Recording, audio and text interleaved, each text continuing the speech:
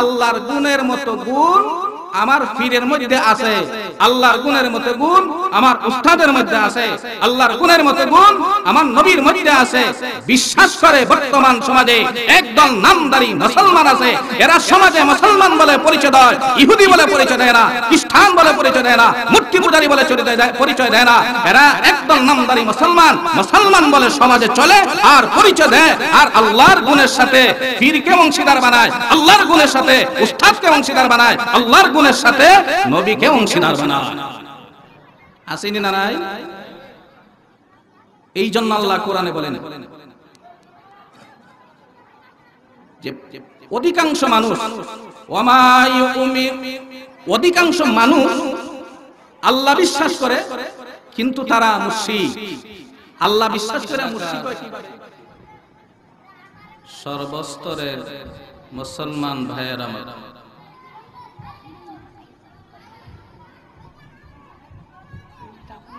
আমি পবিত্র কোরআন থেকে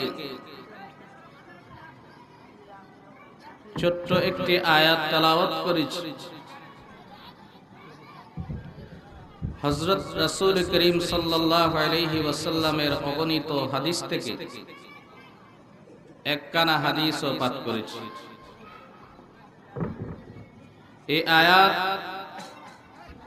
এবং আমার তেলাওয়াতকৃত হাদিস সামনে রেখে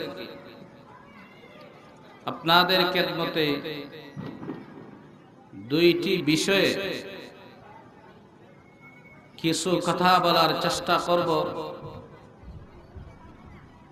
আল্লাহ পাক আমাকে বোঝার মতো করে বলার, আপনাদেরকে বোঝার মতো করে শোনার তৌফিক যেন দান করেন। ওয়া তৌফিকি ইল্লা বিল্লাহ।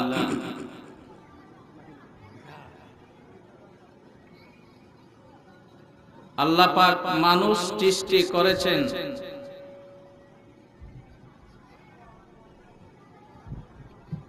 আল্লাহর ইবাদত বন্দেগী করার জন্য। এ মর্মে আল্লাহ এক আয়াতে বলেন, ওয়া মা খালাকতুল জিন্না ওয়াল ইনসা ইল্লা লিয়াবুদুন। মানব এবং দানবকে আমি আর কোনো কাজের জন্য সৃষ্টি করিনি, একমাত্র আমি আল্লাহর ইবাদত বন্দেগী করার জন্যই সৃষ্টি করেছি।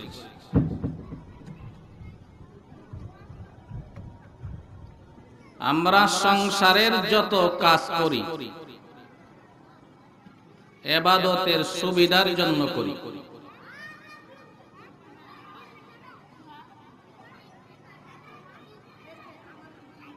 প্রস্রাব পায়খানা, খাওয়া দাওয়া, ঘুম, বাচ্চা জন্ম দেওয়া, ব্যবসা করা, চাকরি করা, কৃষি কাজ করা, সংসারের যাবতীয় কাজ করি ইবাদতের সুবিধার জন্য।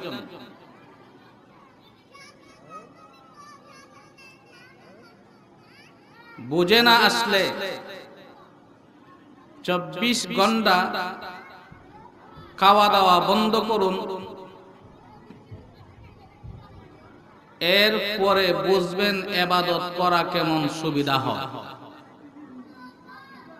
প্রস্রাব পায়খানা 24 ঘন্টা বন্ধ রাখুন, এরপরে দেখেন ইবাদত করতে কেমন সুবিধা লাগে।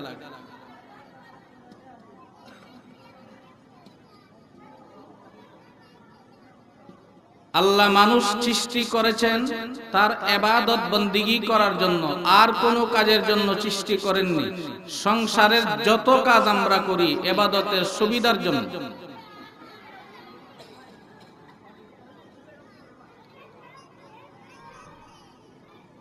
খাওয়া দাওয়া, ঘুম, প্রস্রাব পায়খানা, ব্যবসা বাণিজ্য, এটা আমাদের জীবনের আসল কাজ নয়। মানুষের জীবনের আসল কাজ হইল ইবাদত বন্দেগী। যদি কোনো মানুষ ইবাদত বন্দেগী ঠিক রাখে, খাওয়া দাওয়া করলেও সওয়াব পায়, ঘুমাইলেও সওয়াব পায়, প্রস্রাব পায়খানা করলেও সওয়াব পায়, ঘুমাইলেও সওয়াব পায়, বাচ্চা জন্ম দিলেও সওয়াব পায়, ব্যবসা করলেও সওয়াব পায়, চাকরি করলেও সওয়াব পায়, কৃষি কাজ করলেও সওয়াব পায়। শর্ত হলো আমার আসল কাজ ঠিক থাকতে হবে। আসল কাজটা কি? ইবাদত বন্দেগী। বোঝার জন্য একটা হাদিস আমি আপনাদের খেদমতে পেশ করি। আল্লাহ রাসূল বলেন,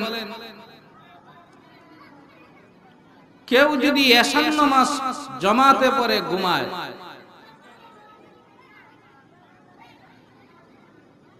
আর ফজরের নামাজ জামাতে পড়ে, এশা এবং ফজর এই দুই ওয়াক্ত নামাজ জামাতের সাথে পড়লে সারা রাত্রি যত ঘুম ঘুমাইল সব ঘুম ইবাদতে গণ্য হইয়া যায়।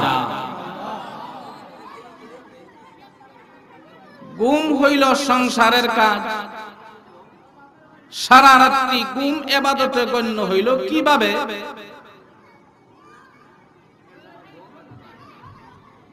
আগে পরে আমার আসল কাজটা ঠিক আছে। ঘুমের আগে পরে আমার আসল কাজটা ঠিক আছে। আসল কাজটা কি? এশার নামাজ আর ফজরের নামাজ আগে পরে আসল কাজটা ঠিক রাখার কারণে সারা রাত্রি যে আমি নাক দেখাইয়া ঘুমাইলাম, ঘুমটাও আমার ইবাদতে গণ্য হইয়া গেল।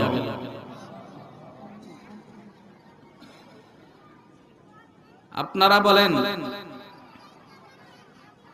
জীব জানোয়ার খাওয়া দাওয়া করে কিনা? জীব জানোয়ার প্রস্রাব পায়খানা করে কিনা? জীব জানোয়ার ক্লান্তি আসলে ঘুমায় কিনা? জীব জানোয়ারে বাচ্চা জন্ম দেয় কিনা? মানুষও ঘুমায়, জীব জানোয়ারও ঘুমায়। মানুষও খাওয়া দাওয়া করে, জীব জানোয়ার খাওয়া দাওয়া করে। মানুষের ক্লান্তি আসলে মানুষ ঘুমায়, জানোয়ারের ক্লান্তি আসলে জানোয়ার ঘুমায়। মানুষ প্রস্রাব পায়খানা করে, জানোয়ারও প্রস্রাব পায়খানা করে। মানুষ বাচ্চা জন্ম দেয়, জানোয়ারও বাচ্চা জন্ম দেয়। এবার বলুন, মানুষে আর জানোয়ারে ব্যবধান কোথায়? কোন ব্যবধান আছে? মানুষ আর জানোয়ারের মধ্যে যত ব্যবধান আছে, এর মধ্যে একটা ব্যবধান হইল আল্লাহ মানুষ বানাইছেন ইবাদত করার জন্য, আর জীব জানোয়ার বানাইছেন মানুষের সেবা করার জন্য, ইবাদত করার জন্য নয়। মানুষ বানাইছেন আল্লাহর ইবাদত বন্দেগী করার জন্য, আর জীব জানোয়ার বানাইছেন মানুষের সেবা করার জন্য, ইবাদত বন্দেগী করার জন্য নয়। এবার বলুন, আমাদের জীবনের আসল উদ্দেশ্য কি? আল্লাহর গোলামি, আল্লাহর ইবাদত। এই ইবাদতটা বান্দার কাছে আল্লাহর পাওনা, বান্দার কাছে আল্লাহর পাওনা। আল্লাহর রাসূল এক সাহাবীকে ডাক দিয়া বললেন, ও আমার প্রিয় সাহাবী, তুমি কি জানো আল্লাহর কাছে বান্দার কি পাওনা আছে? বান্দার কাছে আল্লাহর কি পাওনা আছে, আর আল্লাহর কাছে বান্দার কি পাওনা আছে? সাহাবী বললেন, ইয়া রাসূলুল্লাহ, আমি জানি না, আমাকে শিক্ষা দিন। আল্লাহ রাসূল বললেন, ও সাহাবী, তুমি শিক্ষা করো, আমি তোমাকে বলতেছি। বান্দার কাছে আল্লাহর দুইটা পাওনা আছে। কয়টা পাওনা? বান্দার কাছে আল্লাহর দুইটা পাওনা, আল্লাহর কাছে বান্দার একটা পাওনা। বান্দার কাছে আল্লাহর দুইটা পাওনা। এক নম্বর পাওনা, বান্দা আল্লাহকে লা শরীক মানবে। দুই নম্বর পাওনা, বান্দা আল্লাহর ইবাদত করবে। বলুন তো দেখি, কার কাছে কার পাওনা? বান্দার কাছে আল্লাহর পাওনা কটা? দুইটা। এক নম্বর পাওনা, বান্দা আল্লাহকে লা শরীক জানবে। দুই নম্বর পাওনা, বান্দা আল্লাহর ইবাদত করবে। ঠিক তেমনি ভাবে আল্লাহর কাছে বান্দারও একটা পাওনা আছে। ওই পাওনাটার নাম হইল জান্নাত। এই পাওনার নাম কি? জান্নাত। আল্লাহ রাসূল সাহাবীকে বললেন, এ আমার প্রিয় সাহাবী, যে বান্দা আল্লাহর পাওনা পরিশোধ করিয়া দিবে, অর্থাৎ আল্লাহকে লা শরীক মানবে এবং আল্লাহর ইবাদত বন্দেগী করবে, আল্লাহও বান্দার পাওনা আল্লাহকে দিয়া দিবেন, অর্থাৎ বান্দাকে জান্নাত দান করবে।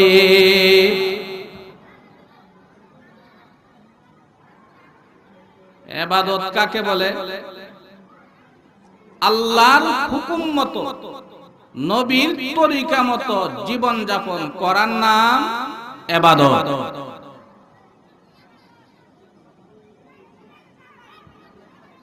কেউ যদি মনে করে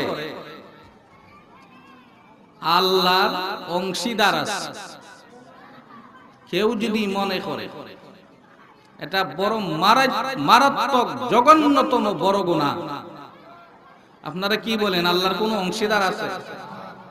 নাই। কেউ যদি মনে করে, এটা মারাত্মক গুনাহ। এক ব্যক্তি সারা জীবন নামাজ পড়লো না, রোজা রাখলো না, হজ করলো না, যাকাত দিল না, যত গুনাহ হইল,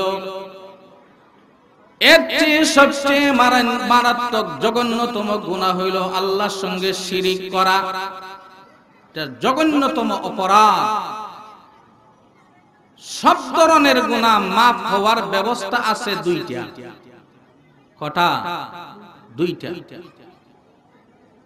শিরিক গুনাহ মাফ হওয়ার কোনো ব্যবস্থা নাই। এক আয়াত আল্লাহ বলেন, ইন্নাল্লাহা লা ইয়াগফিরু আন ইউশরাকা বিহি ওয়া ইয়াগফিরু মা দুনা যালিকা লিমান ইয়াশা। শিরিক গুনাহ ছাড়া যত গুনাহ আছে আল্লাহ যাকে যখন ইচ্ছা করবেন মাফ করে দিবেন। শিরিক গুনাহ মাফ করার জন্য আল্লাহ জীবনে ইচ্ছাই করবেন না। সব ধরনের গুনাহ মাফ হওয়ার ব্যবস্থা কতটা? দুইটা।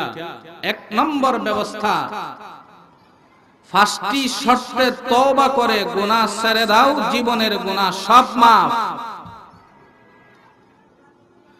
দুই নম্বর ব্যবস্থা, তওবা যদি না করো জাহান্নামের আগুনে শাস্তি ভোগ করার পরে মাফ। শিরিক ছাড়া যত গুনাহ আছে মাফ হওয়ার ব্যবস্থা আছে না নাই? কিন্তু শিরিক গুনাহ মাফ হওয়ার কোনো ব্যবস্থা নাই। শিরিকের পরিণাম কি এর বিবরণ দিয়ে আল্লাহ এক আয়াতে বলেন, ইন্নাহু মান ইউশরিক বিল্লাহি ফাকাদ হারামাল্লাহু আলাইহিল জান্নাহ। শিরিকবাদীদের জন্য আল্লাহর জান্নাত চিরদিনের জন্য হারাম। যারা আল্লাহর সাথে অংশীদার সাব্যস্ত করবে তাদের জন্য আল্লাহর জান্নাত কয় দিনের জন্য হারাম? এক দুই দিনের জন্য না, চিরদিনের জন্য। চিরদিনের জন্য আল্লাহর জান্নাত হারাম।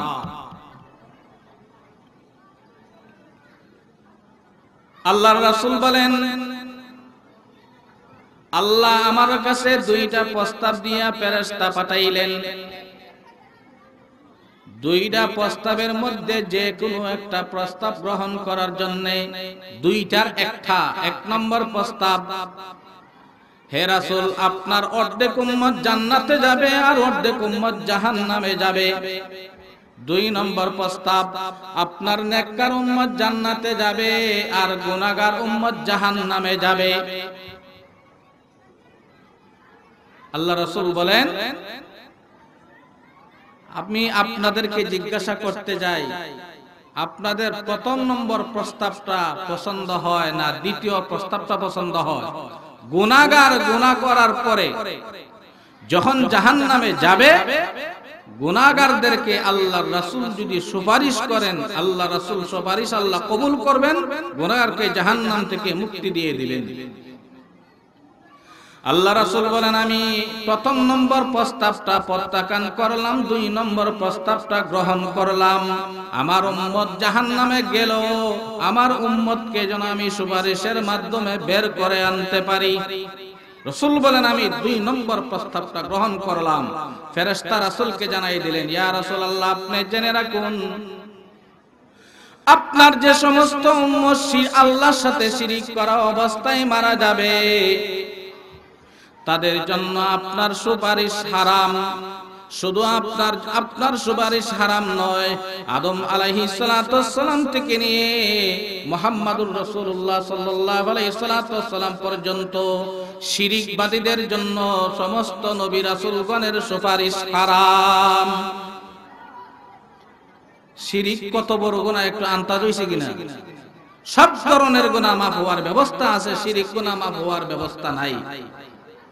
আল্লাহর সাথে শিরিক করা হয় দুই ভাবে। কত ভাবে? দুই ভাবে। আল্লাহর মতো আরো আল্লাহ আছে মনে করা, এটাকে শিরিক ফি জাত বলা হয়। আল্লাহর অস্তিত্বে অংশদার সাব্যস্ত করা, আল্লাহর মতো আরো আল্লাহ আছে মনে করা, এটাকে শিরিক ফি জাত বলা হয়।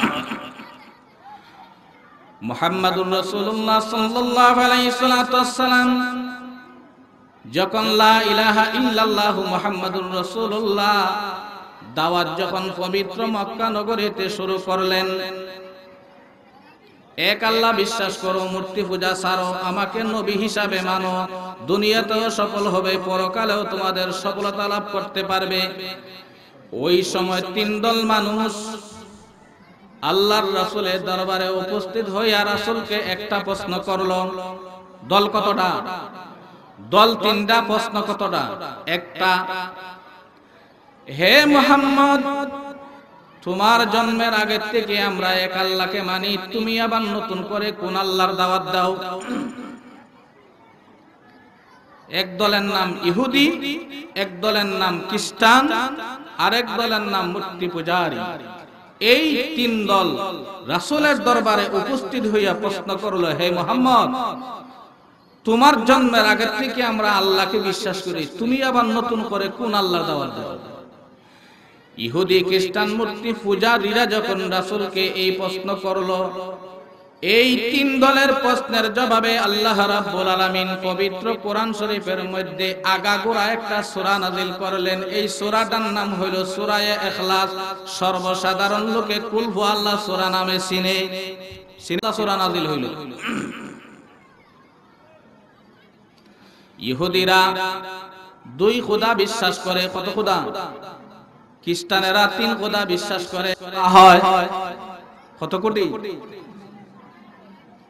এরার খোদা কত কোটি? 33 কোটি। ইহুদিরা দুই খোদা বিশ্বাস করে। আসমান জমিনের সৃষ্টিকর্তা এক খোদা, আল্লাহর বিশিষ্ট পয়গম্বর হযরতে হুযায়র আলাইহিস সালাতু ওয়াস সালাম হলেন এর দ্বিতীয় খোদা।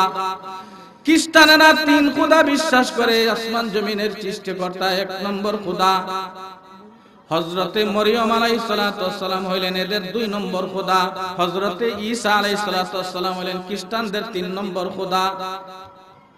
মূর্তি পূজারীরা 33 খোদা বিশ্বাস করে। আসমান জমিনের সৃষ্টিকর্তা এক খোদা, আর এদের ছোট বড় দেবতা মূর্তি গণনা করলে হয় 33 কোটি দেবতা মূর্তি পূজারীরা বিশ্বাস করে।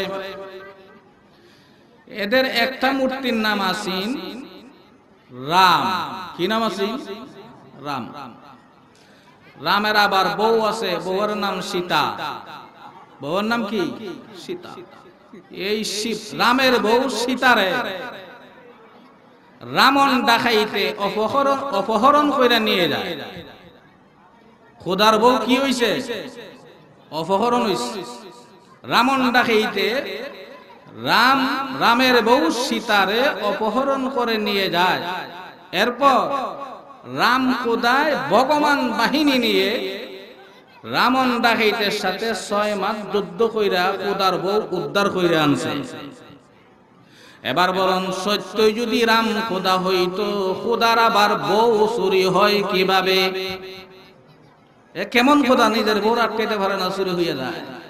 সত্যই যদি রাম খোদা হইতো, রামের বউ আবার চুরি হয় কিভাবে? ইহুদি, খ্রিস্টান, মূর্তি পূজারীরা কোন রাসূলকে প্রশ্ন করলো, হে মুহাম্মদ, তোমার জন্মের আগে থেকে আমরা আল্লাহকে বিশ্বাস করি, তুমি আবার নতুন করে কোন আল্লাহর দাওয়াত দাও? এই প্রশ্নের জবাবে আল্লাহ রাব্বুল আলামিন পবিত্র কোরআনে আগাগোড়া দুইটা সূরা একটা সূরা নাযিল করলেন। এই সূরাটার নাম হলো কুল হুয়াল্লাহ সূরা। আল্লাহর রাসূল ইহুদিদেরকে বললেন, এই ইহুদিরা, তোমাদের খোদা দুইজন। ইহুদিরা খোদা কয়জন? হে ইহুদিরা তোমাদের খোদা দুইজন, হে খ্রিস্টানেরা তোমাদের খোদা তিনজন। খ্রিস্টানীদের ধর্ম বিশ্বাস হইল আসমান জমিনের সৃষ্টিকর্তা এক খোদা, আল্লাহর বউ হইল মরিয়ম দ্বিতীয় খোদা, দুই খোদার সন্তান হইল ঈসা তিন নম্বর খোদা। হে খ্রিস্টানেরা তোমাদের খোদা তিনজন, হে আরব দেশের মূর্তি পূজারীরা তোমাদের খোদা 33 কোটি জন, আর আমি এমন এক খোদার ইবাদত করি কুল হুয়াল্লাহু আহাদ, আমার খোদা একজন। আমার খোদা, আমি এমন এক খোদার ইবাদত করি, আমার খোদা একজন।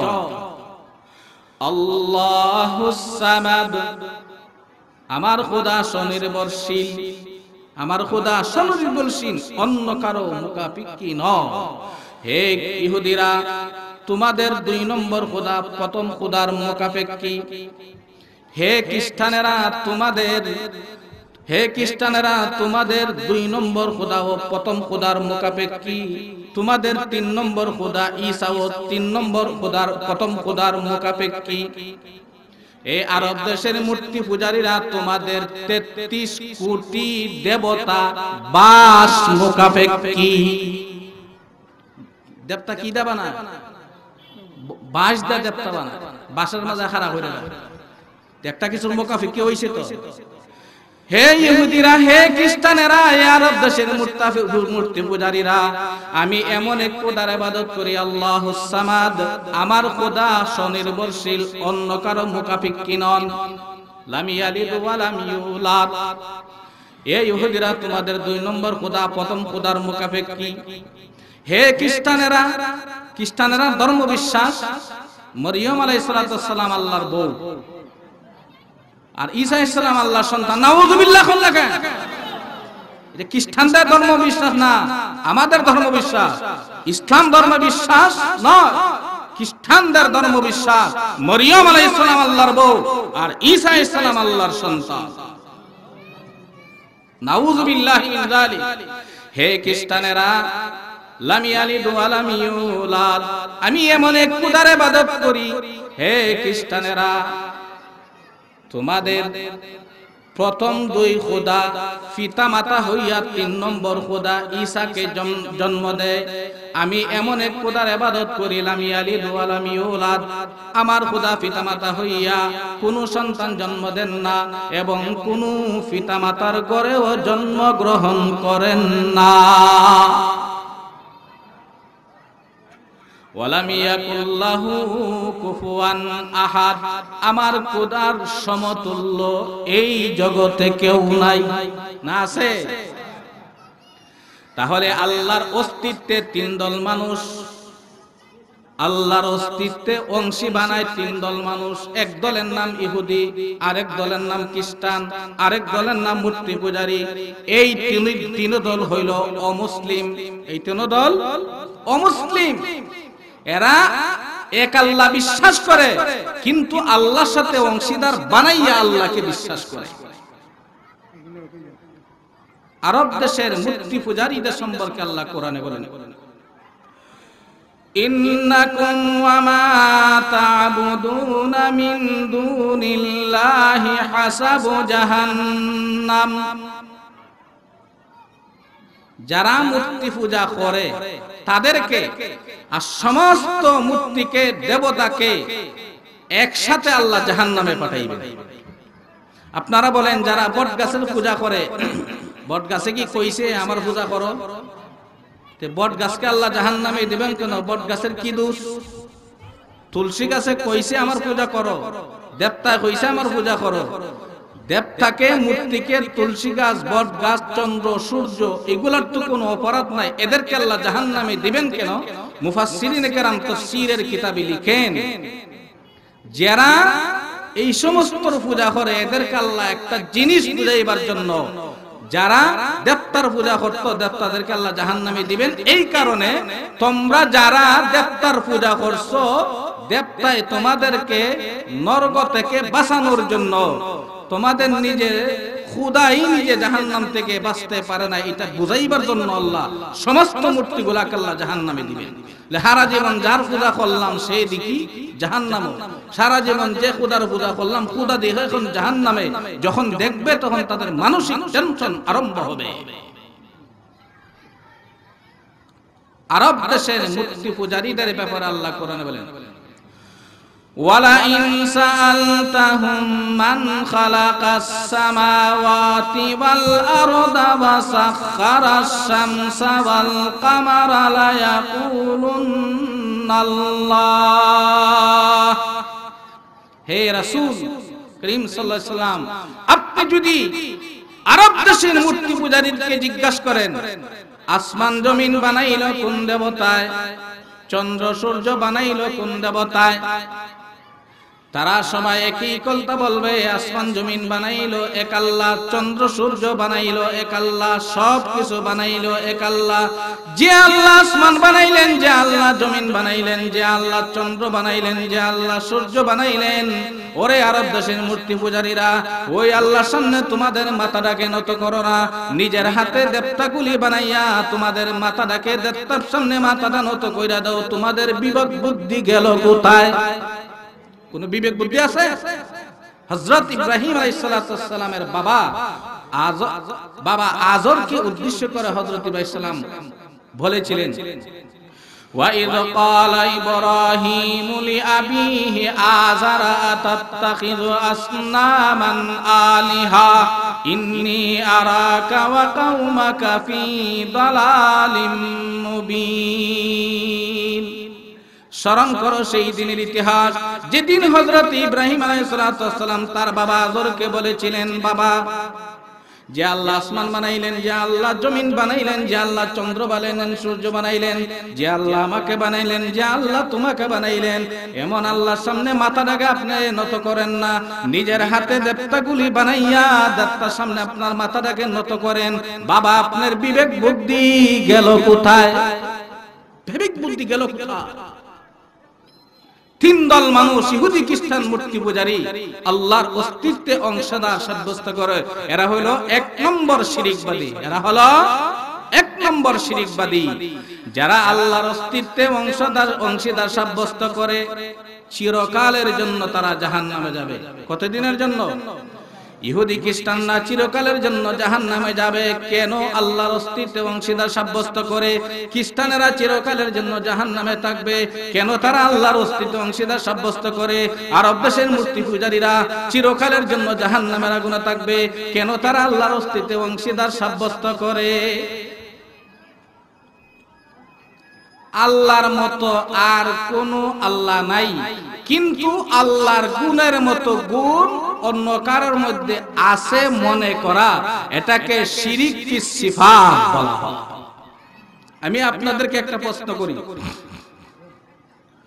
সুখ শান্তি দেওয়ার মালিককে? রোগ দেওয়ার মালিককে? রোগ থেকে মুক্তি দেওয়ার মালিককে? খেতে ফসল দেওয়ার মালিককে?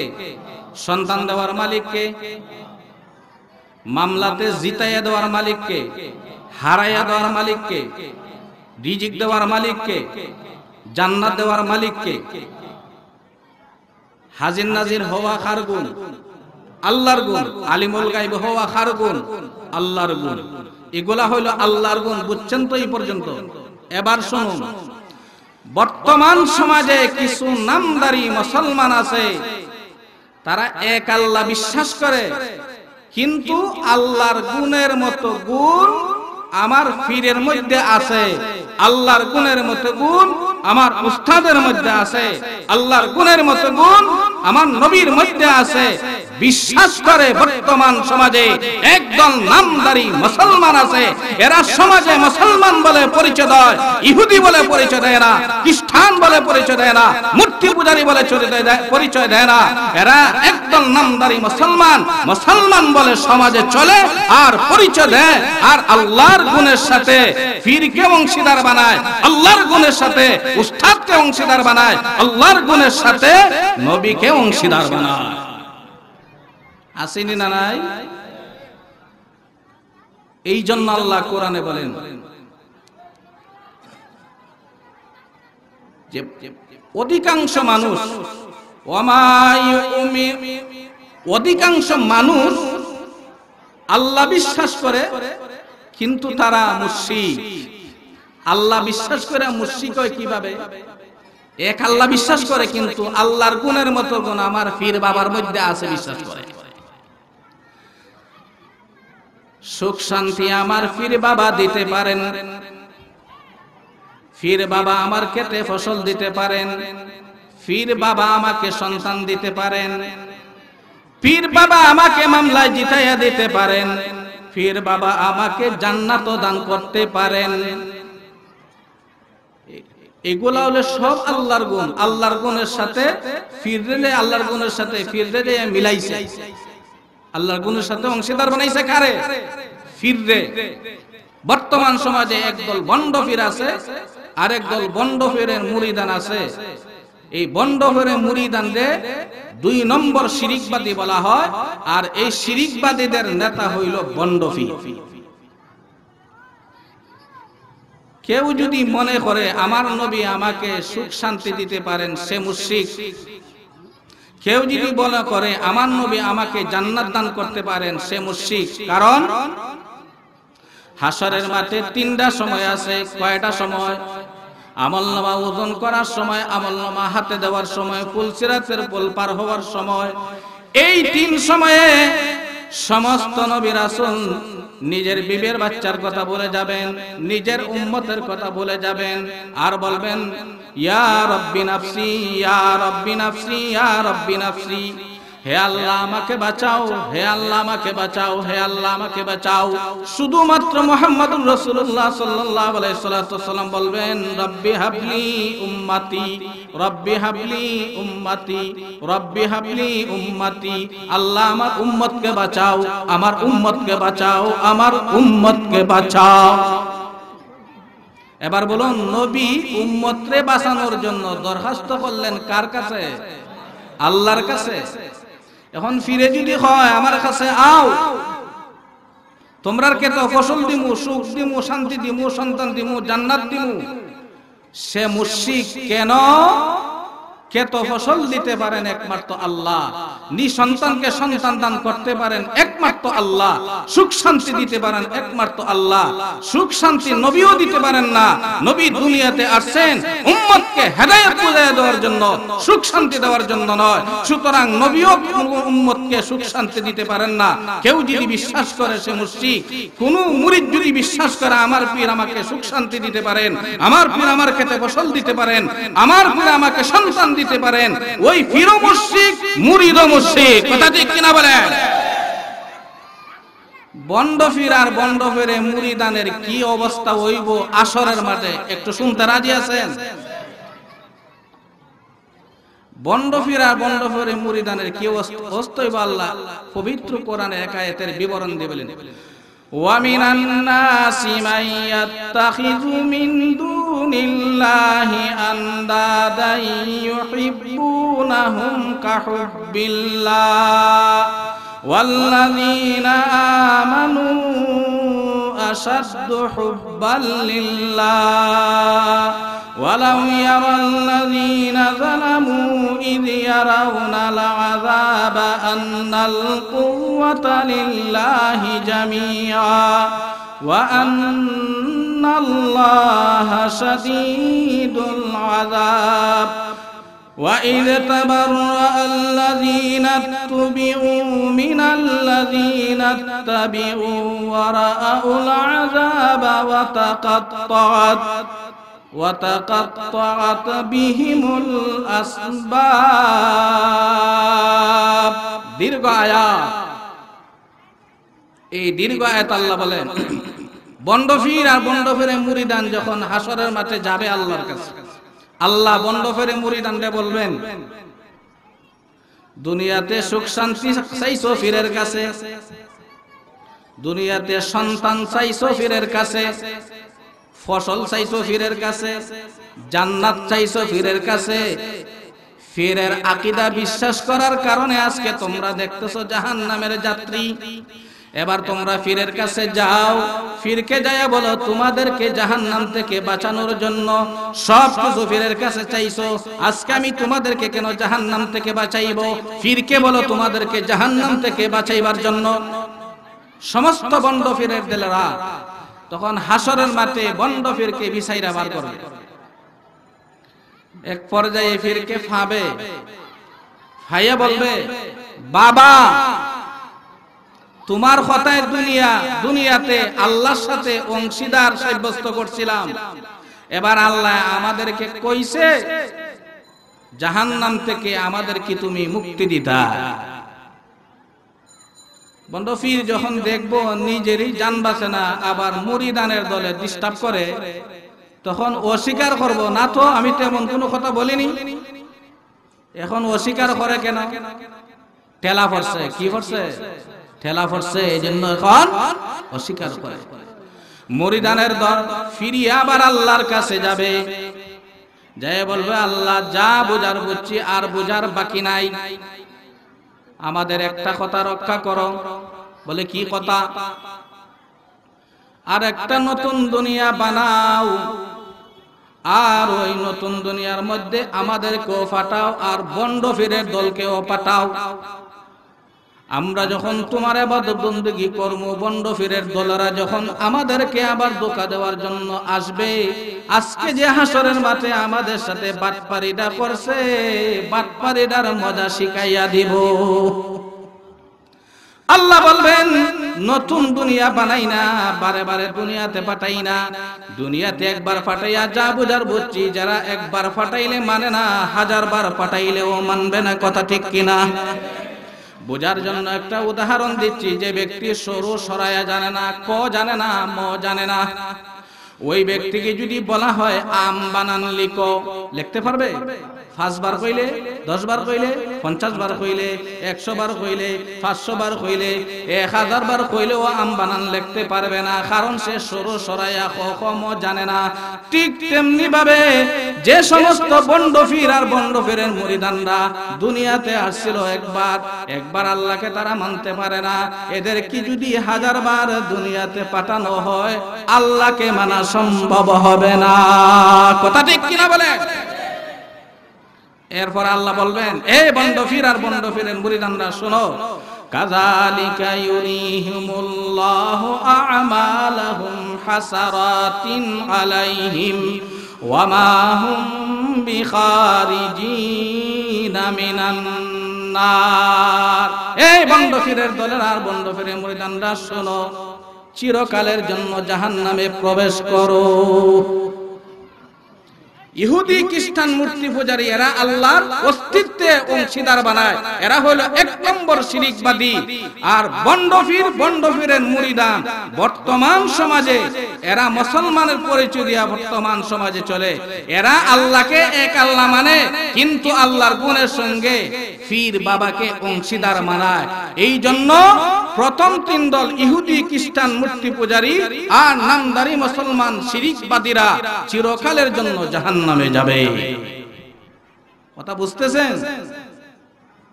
বন্ড ফিরের মুরিদানরা যখন জাহান্নামের দিকে রওনা দিবে, ফেরেশতারা জাহান্নামের দিকে নিয়ে রওনা দিবে।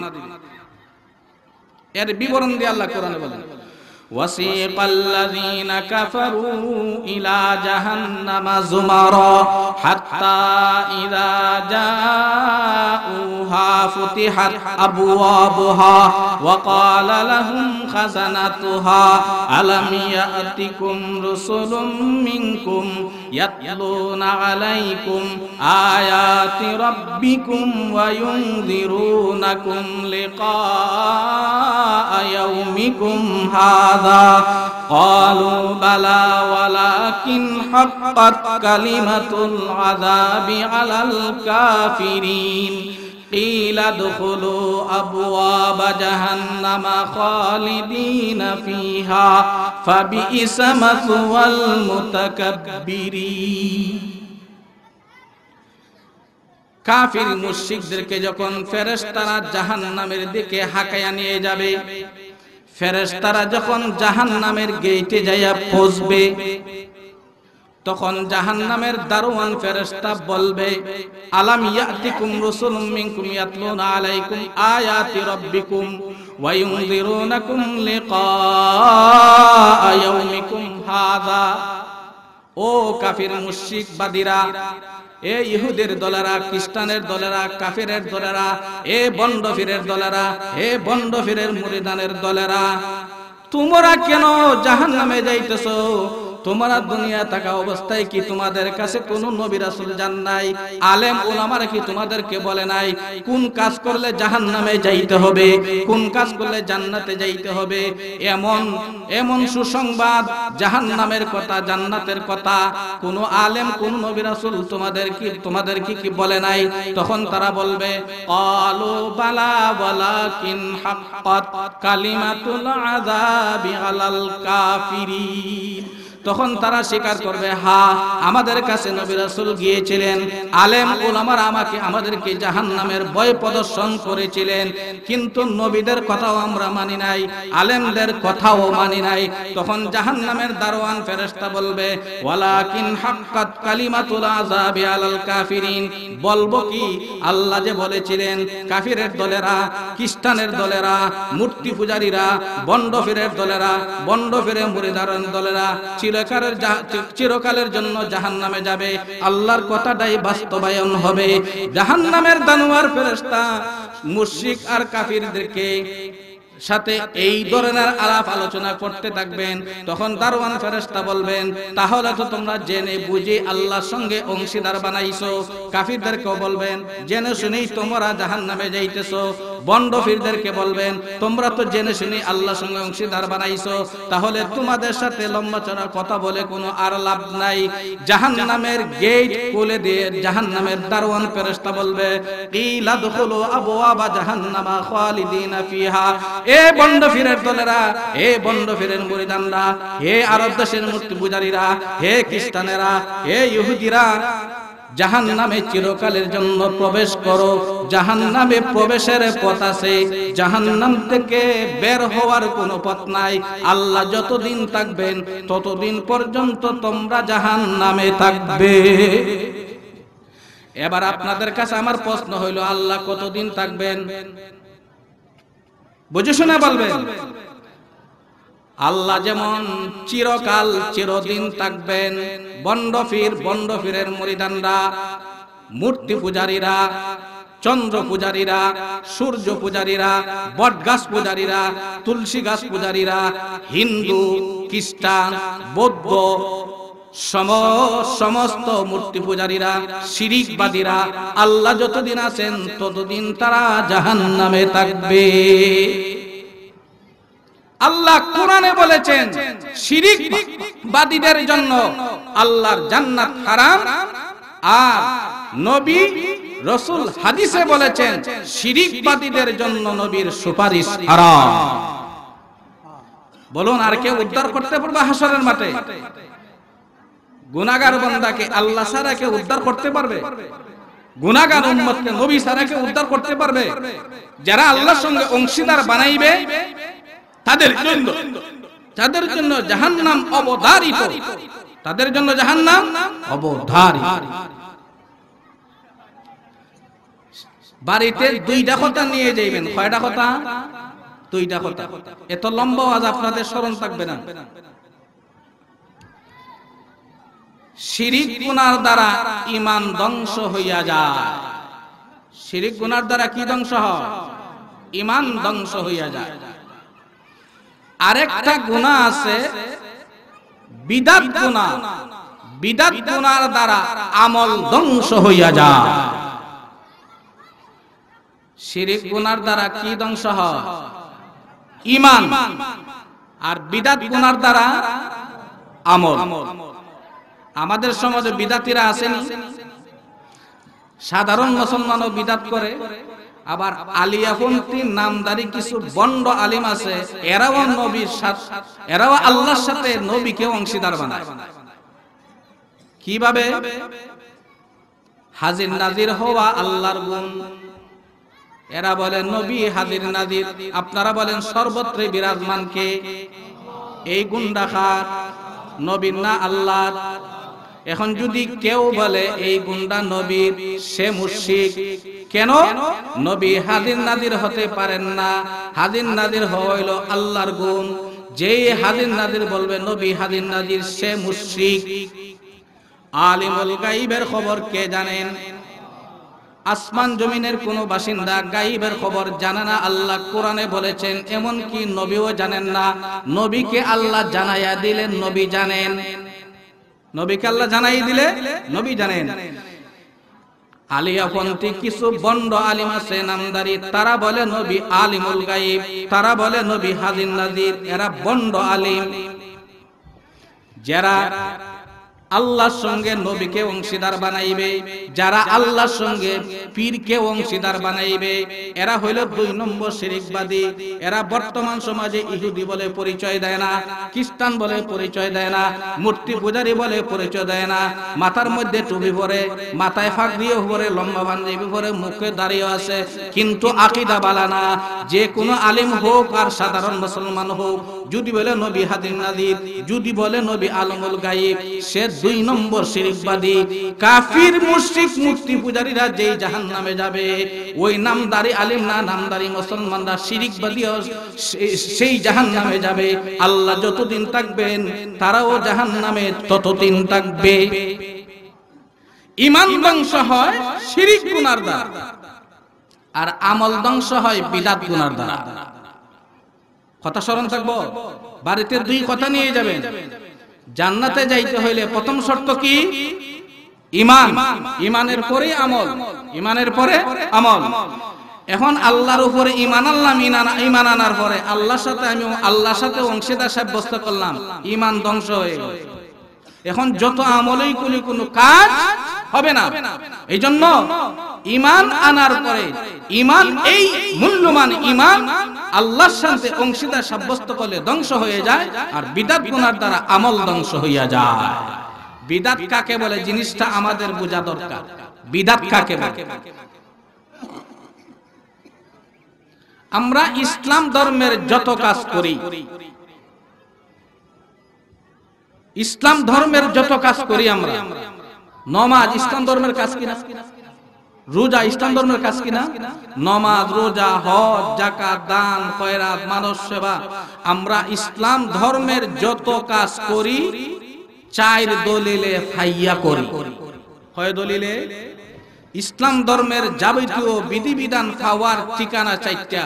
1 নম্বর ঠিকানা, 2 নম্বর ঠিকানা রাসূলের হাদিস, 3 নম্বর ঠিকানা ইজমায়ে উম্মত, 4 নম্বর ঠিকানা কিয়াস। ইসলাম ধর্মের যাবতীয় কাজ আমরা হয়তো কোরআনে ফাইয়া করি, না হয় হাদিসে ফাইয়া করি, না হয় উম্মতের ঐক্যবদ্ধ সিদ্ধান্তের মধ্যে পাই এই জন্য করি, না হয় 4 মাযহাবের যে কোনো মাযহাবের মধ্যে পাই এই জন্য করি। এবার বলুন, নামাজ কোরআনে আছে কিনা? রোজার কথা কোরআনে আছে কিনা?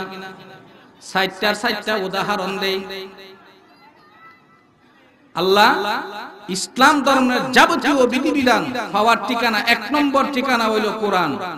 1 নম্বর ঠিকানা কি? কোরআন। যেমন কোরআন আল্লাহ বলেছেন, শাহরু রমাদানাল্লাযী উনজিলা ফীহিল কুরআনু হুদাল লিন-নাসি ওয়া বায়িনাতিম মিনাল হুদা ওয়াল ফুরকান ফামান শাহিদা মিনকুমুশ শাহরা ফালিয়াসুম।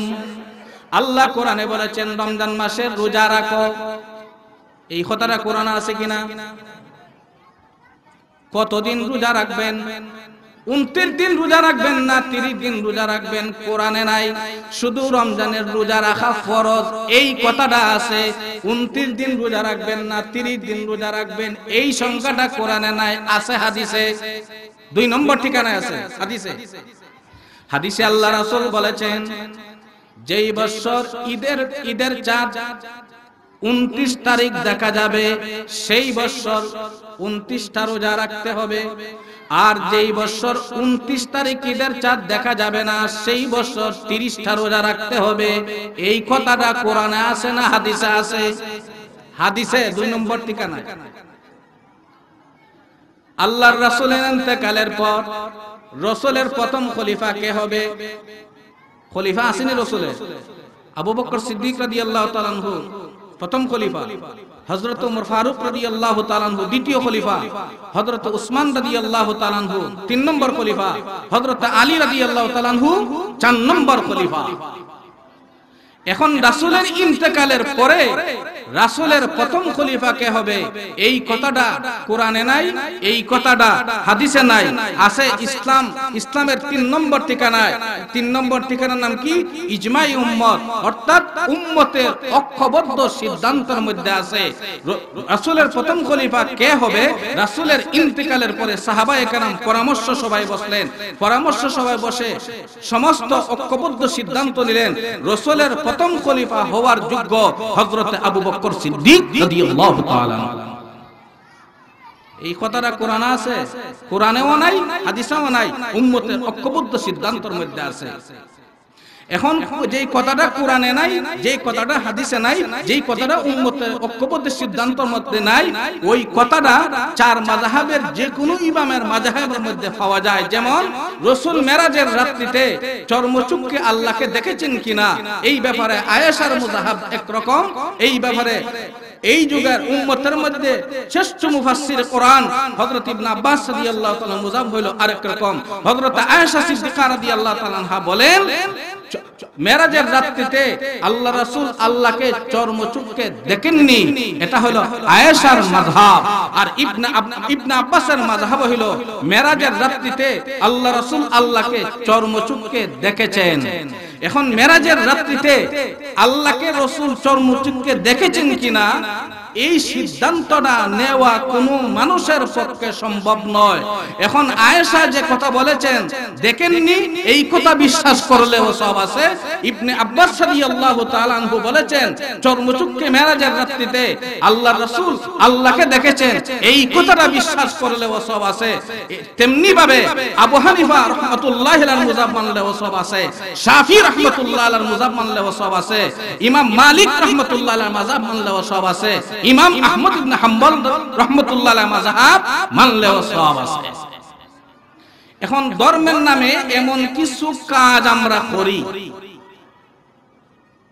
ধর্মের নামে এমন কিছু কাজ করি সওয়াবের নিয়তে, যেটার প্রমাণ কোরআনেও নাই, হাদিসেও নাই, ইজমায়ে উম্মতের সিদ্ধান্তের মধ্যেও নাই, আবু হানিফার মাযহাবের মধ্যে নাই, শাফি মাযহাবের মধ্যে নাই, মালিকি মাযহাবের মধ্যে নাই, ইমাম আহমদ ইবনে হাম্বল রাহমাতুল্লাহি আলাইহি মাযহাবের মধ্যে নাই, কোরআনেও নাই, হাদিসেও নাই, ইজমায়ে উম্মতের ঐক্যবদ্ধ সিদ্ধান্তের মধ্যেও নাই, 4 মাযহাবের কোন ইমামের মাযহাবের মধ্যে নাই।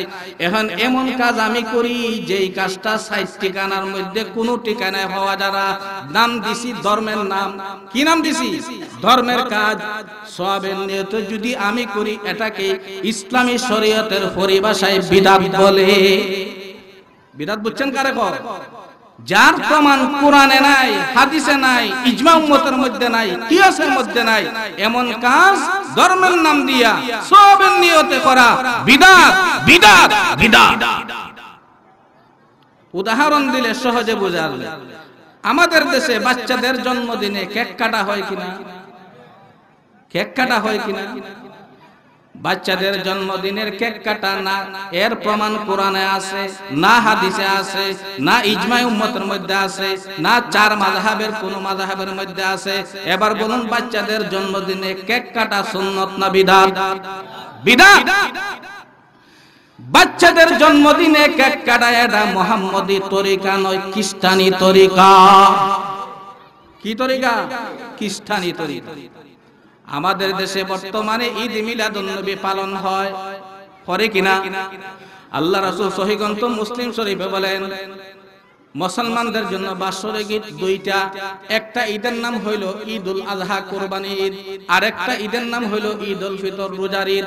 আল্লাহ রাসূল বলেন, আমার উম্মতের জন্য বছরে 2টা ঈদ দেওয়া হয়েছে। একটা ঈদের নাম হইল কুরবানির ঈদ, আর একটা ঈদের নাম হইল রোজার ঈদ। এখন আমাদের দেশে যে ঈদ মিলাদুন নবী পালন হয়, সিরিয়াল নম্বর কত? রাসূল বলেন ঈদের সিরিয়াল নম্বর 2, আর আমি কইলাম ঈদের সিরিয়াল নম্বর 3। তোমার কথা মানবো না রাসূলের কথা মানবো? কার কথা মানবেন? এই ঈদ মিলাদুন নবীর অস্তিত্ব, এই ঈদ মিলাদুন নবীর প্রমাণ কোরআনের মধ্যেও নাই, হাদিসের মধ্যেও নাই, উম্মতের ঐক্যবদ্ধ সিদ্ধান্তের মধ্যেও নাই, আবু হানিফার মাযহাবের মধ্যে নাই, শাফি মাযহাবের মধ্যে নাই, মালিকি মাযহাবের মধ্যে নাই, ইমাম আহমদ ইবনে হাম্বল রাহমাতুল্লাহর মাযহাবের মধ্যে নাই। ইসলামের যাবতীয় কাজকর্মের ফাওয়ার ঠিকানা কতটা? 4টা, কোরআন, হাদিস, ইজমাই উম্মত, কিয়াস। ঈদ মিলাদুন নবীর প্রমাণ 4 ঠিকানার মধ্যে কোন ঠিকানার মধ্যে নাই। এবার বলুন, ঈদে মিলাদুন নবী সুন্নাত না বিদআত? জোরে বলেন, ঈদে মিলাদুন নবী সুন্নাত না বিদআত? ঈদে মিলাদুন নবী বিদআত, বিদআত, বিদআত। বাড়িতে 2 কথা নিয়ে যাবেন। আল্লাহর সাথে অংশীদার বানাইলে কি নষ্ট হয়? ঈমান। আর বিদআত করলে কি নষ্ট হয়? আমল। জান্নাতে প্রবেশের পূর্ব শর্ত ঈমান এবং আমল, এই 2টা মহামূল্যবান জিনিস। শিরকের দ্বারা ঈমান নষ্ট আর বিদআতের দ্বারা আমল নষ্ট। আল্লাহ পাক আপনি আমাদেরকে শিরক মুক্ত ঈমান এবং বিদআত মুক্ত ঈমান যেন আল্লাহ আমাদের সবাইকে দান করেন। এই পর্যন্ত যে আলোচনা হইল, আমাদের সবাইকে যেন আল্লাহ পাক আমল করার তৌফিক দান করেন। মুহাম্মদুর রাসূলুল্লাহ তরিকায় যেন আমরা সবাই জীবন যাপন করতে পারি, সুন্নাত মোতাবেক যেন আমরা জীবন যাপন করতে পারি, জীবনের প্রতিটি মুহূর্তে যেন আল্লাহর বিধিবিধান আমরা পালন করতে পারি। আমরা সকলে বলি আমিন। ওয়া আখিরু দাওয়ানা আনিল হামদুলিল্লাহি রাব্বিল আলামিন।